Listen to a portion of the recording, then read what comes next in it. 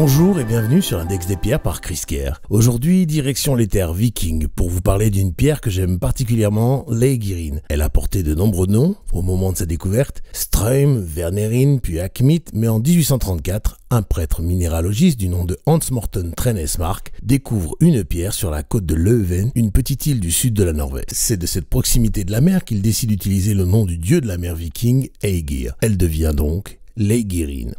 Pendant une cinquantaine d'années, elle était considérée comme étant différente de l'Akmit, puis un Autrichien du nom de Gustav von Zermatt-Seysenegg prouva que l'Akmit, considérée jusqu'alors comme une amphibole, était en fait une pyroxène comme la Eigirin, et qu'elles étaient même identiques. Ce fut la fin de l'Akmit. L'Eigirin est, comme je viens de vous le dire, d'une sous-famille des pyroxènes, les clinopyroxènes. Sa formule est NaFe3 plus Si2O6. Elle fait partie du système monoclinique. Sa dureté sur l'échelle de Mohs est de 6. Elle a un aspect vitreux et une couleur allant du vert foncé au noir verdâtre. Quelques exemplaires existent de couleur marron rougeâtre. Elle est connue sous de nombreux noms, comme je vous le disais, Akmit ou Aknit, également Eigirinit, Eigerit, Eigirit, Eigirina, Eigirin, Eimit, Agirin, Jadeit Agirin, Manganakmit, Matronagirin, Soda Adegrit. On trouve l'Eigirin principalement en Norvège et au Groenland, mais également en Russie, ainsi qu'en Namibie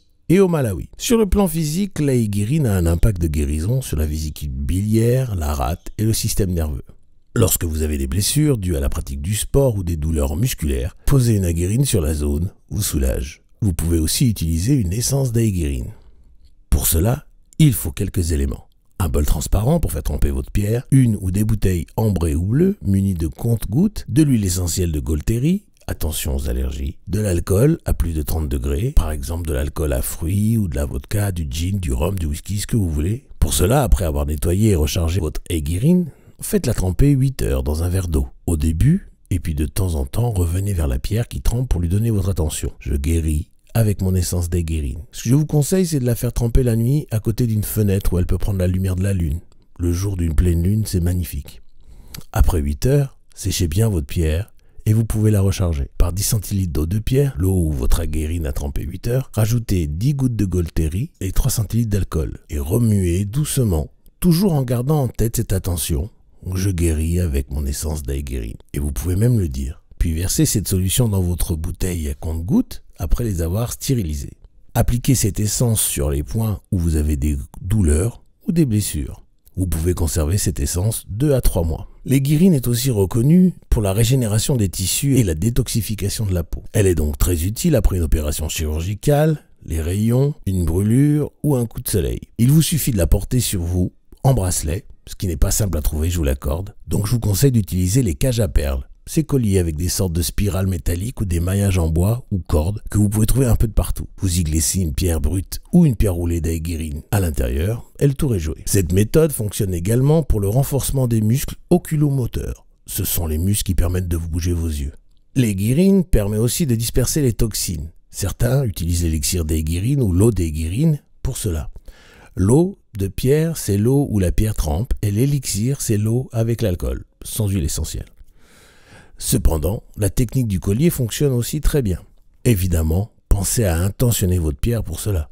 Je demande à mon Eigirin de travailler toujours pour mon plus grand bien et particulièrement en dispersant les toxines que j'ai accumulées. Cela ou quelque chose de mieux. Sur le plan émotionnel, l'Eigirin est énormément utilisé pour son pouvoir de transmutation du chagrin. La transmutation, c'est le fait de transformer quelque chose de négatif en quelque chose de positif. Principalement, une énergie négative en énergie positive.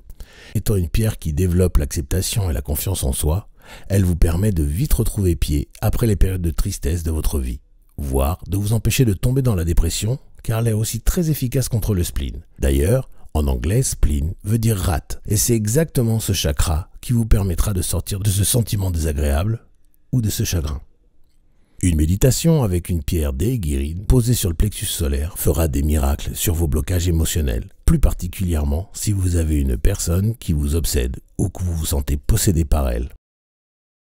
Asseyez-vous au calme et prenez votre Eigirin dans vos mains et imaginez une lumière jaune qui descend sur votre cristal et le charge de cette lueur jaune.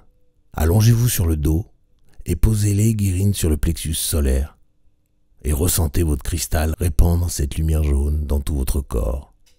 Maintenant, ressentez cette chaleur que cette lumière vous apporte. Vous vous sentez libre et en sécurité.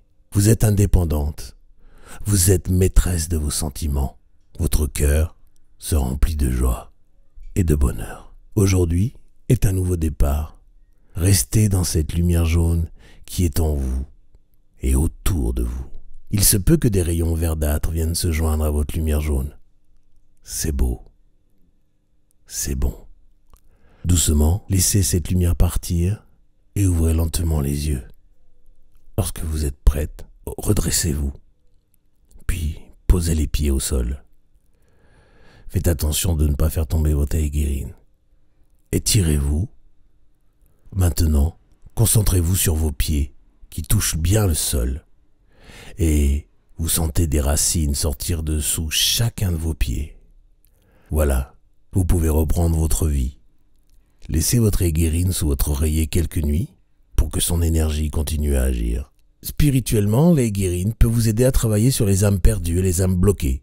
Mais elle est vraiment très utile pour ce que j'appelle le rebouchage de l'aura. Pour différentes raisons, votre aura peut se trouver avec des vides, des creux ou des fissures. Cela arrive souvent après un retrait d'énergie négative ou lorsque vous avez retiré une entité, de la plus petite jusqu'à des esprits. Elle bouche le trou aurique pour le remplacer par une énergie réparatrice. Je vous conseille de vous allonger avec une aiguirine au sommet de votre tête et une pierre d'ancrage à vos pieds. Demandez ensuite, je demande à mon aiguirine de toujours travailler pour mon plus grand bien et particulièrement en rebouchant les vides de mon aura. Cela ou quelque chose de mieux. Restez ainsi 1 minute ou 2 et cela devrait suffire. Voilà, c'était l'aiguirine. J'espère que vous en avez appris assez à son sujet. Je vous remercie de m'avoir écouté jusque-là et je vous encourage à liker et partager ce podcast à ceux que vous aimez. Je vous demande de surtout me poser toutes les questions qui vous passent par la tête au sujet de cette pierre ou des rituels que je vous ai proposés. Vous pouvez le faire en écrivant un commentaire ici ou sur les réseaux sociaux ou encore par email à podcast@mebcrystal.com. Je vous répondrai personnellement ou je ferai un podcast dédié. En attendant, je vous laisse en vous envoyant tout mon amour et en demandant à l'univers de vous envoyer la meilleure énergie possible.